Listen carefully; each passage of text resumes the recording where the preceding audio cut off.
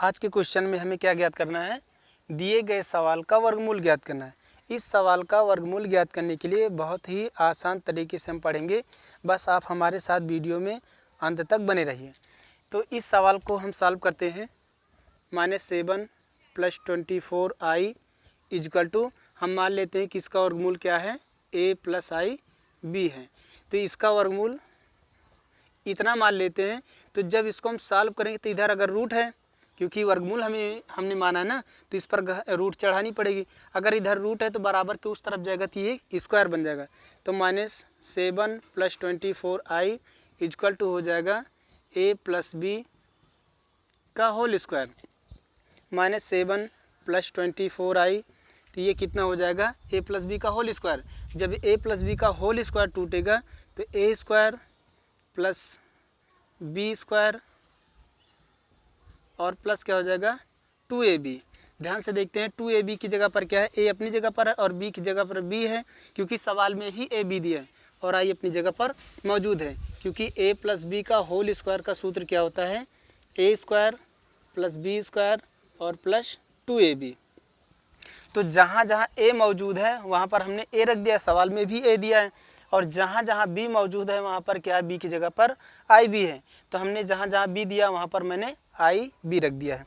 यहाँ पर क्या हो जाएगा, ये हो जाएगा -7 + 24i बराबर हो जाएगा a स्क्वायर, और i स्क्वायर का मान क्या होता है, i स्क्वायर बराबर होता है -1 के।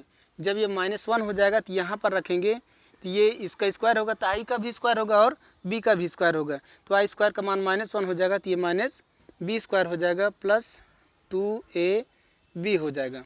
तो यहाँ पर हम देखते हैं कि ये हमारा सॉल्व हो चुका है। अब यहाँ पर हम वास्तविक का वास्तविक के साथ तुलना करेंगे और काल्पनिक का काल्पनिक के साथ। तो वास्तविक तथा काल्पनिक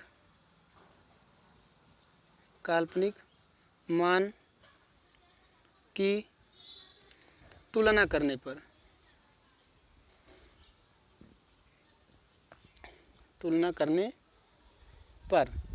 तो इसके साथ i नहीं है और इसके भी साथ i नहीं है, तो वास्तविक ये है, ये भी वास्तविक है। तो वास्तविक का वास्तविक के साथ लिखेंगे तो a स्क्वायर - b स्क्वायर बराबर -7। ये i है आयोटा, ये और ये क्या, ये भी आयोटा i के साथ है। तो ये काल्पनिक है, तो काल्पनिक को काल्पनिक के साथ, इसको समीकरण 1 मान लेते हैं। और 2ab बराबर हो जाएगा 24। तो ये हो जाएगा, i को हम नहीं लिखते, सिर्फ इसका गुणांक लिखते हैं। तो i का गुणांक ये था और i का गुणांक ये था, दोनों आपस में बराबर हैं। तो ये हो जाएगा, यहाँ से हम a का मान निकाल लेते हैं, तो इसके साथ आपस में गुणे हैं तीनों में, तो गुणे के रूप में इधर आएगा तो भाग हो जाएगा। तो 24/2b, तो 2 × 2 12 दूना 24 हो जाएगा। अर्थात ये हो जाएगा a बराबर 12/b। इसको हम समीकरण 2 मान लेते हैं। अब इस समीकरण 2 का अर्थात a बराबर 12/b का मान समीकरण 1 में रख देते हैं। तो यहाँ पर रखेंगे तो इस पर स्क्वायर है, तो जो मान रखेंगे उस पर भी स्क्वायर हो जाएगा। तो ये हो जाएगा 12/b का स्क्वायर -b स्क्वायर बराबर -7 के, बराबर हम 144 हो जाएगा। इसका स्क्वायर होगा तो b स्क्वायर -b स्क्वायर बराबर -7। तो ये भिन्न बन गया। अब भिन्न को सॉल्व करने के लिए हर बराबर होना जरूरी है, चाहे हम उसको जोड़ें और चाहे घटाएं। तो इसका हर 1 मान सकते हैं। तो तिर्यक गुणा करेंगे हर बराबर करने के लिए, तो इसका गुणा होगा तो ये हो जाएगा 144 माइनस इसका गुणा इससे होगा तो इसकी 2 घात, इसकी 2 घात गुणा में घातें जुड़ती हैं, तो 2 2 मिलके 4 हो जाएगी। अपान b का 1 से गुणा होगा तो b स्क्वायर बराबर हो जाएगा -7 के। ऐसे ही ये क्या हो जाएगा, बटे 1 मान करके इसका भी तिर्यक गुणा कर लेंगे, तो ये हो जाएगा 144 माइनस b की पावर 4, और इसका इससे गुणा होगा तो ये बराबर हो जाएगा -7। b स्क्वायर है तो b स्क्वायर यहाँ पर आ जाएगा। ध्यान से देखते हैं, ये सारा का सारा मान एक तरफ पक्षांतर कर लेते हैं। तो जब ये सारा मान उधर पक्षांतर होगा तो जितने भी माइनस हैं प्लस हो जाएंगे और जितने प्लस हैं वो माइनस हो जाएंगे, और ये अपनी स्थान पर मौजूद रहेगा। तो इसको उधर ले जाएंगे तो b की पावर 4 ये उधर जाएगा, ये भी माइनस हो जाएगा, ये अपनी जगह पर मौजूद है। b स्क्वायर -144 बराबर 0। तो यहाँ पर ध्यान से देखिए, अब यहाँ पर हमारा दो घात समीकरण के रूप में समीकरण प्राप्त हो गया है। अगर ये दो घात समीकरण के रूप में हो गया है तो बाह्य पद का गुणा कराते हैं। यहाँ पर गुणांक क्या है, b की पावर 4 का 1 है। यहाँ पर क्या अचर पद 144 है, तो यहाँ पर बाह्य पद का जो गुणनफल आएगा वो आ जाएगा 144। और 144 को दो भागों में इस तरह से तोड़ना है कि गुणा करने पर 144 ही आना चाहिए। और यहाँ पर अचर पद यदि माइनस होता है तो जो गुणा होता है उनको घटा करके बीच वाली संख्या प्राप्त करते हैं। तो 144 को दो भागों में इस तरह से बांटना है कि गुणा करने पर 144 ही आना चाहिए और घटाने पर क्या आना चाहिए, -7 मध्य वाली संख्या। 16 गुणे 9, 16 9 144 हो जाएगा और 16 में से 9 माइनस करेंगे तो बराबर कितना आ जाएगा, 7 आ जाएगा। इसको मिटा देते हैं क्योंकि जगह कम पड़ रही है।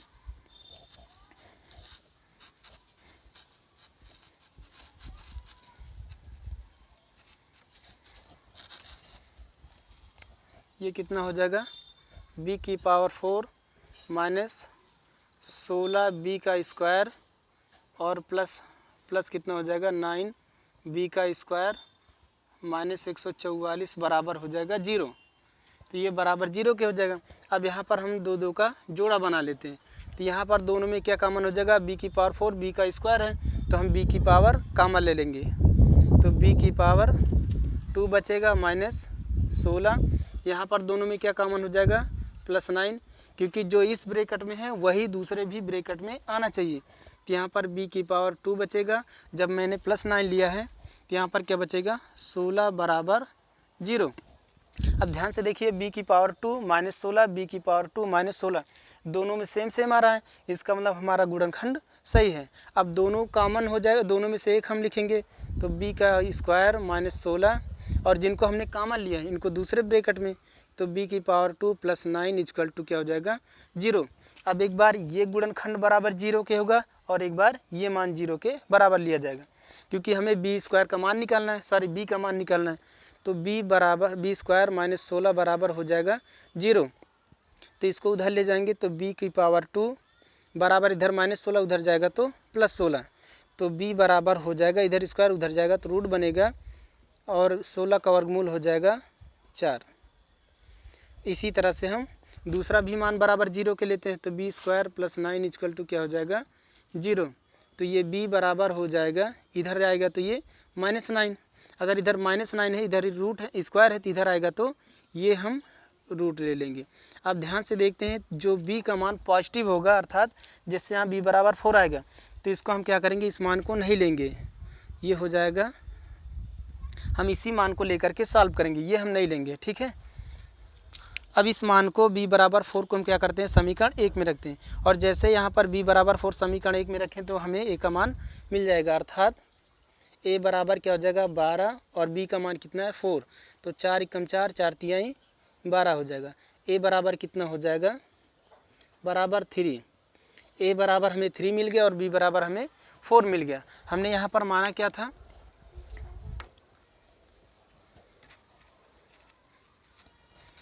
हमने यहाँ पर माना था कि -7 + 24i का वर्गमूल क्या है, इसका वर्गमूल हमने माना था a + ib है, हमने यही माना था स्टार्टिंग में।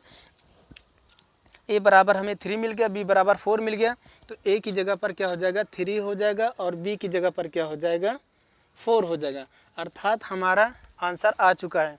तो 3 + 4i क्या हो जाएगा, हमारा वर्गमूल हो जाएगा इस दिए गए क्वेश्चन का।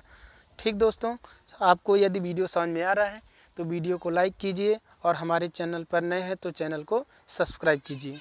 धन्यवाद।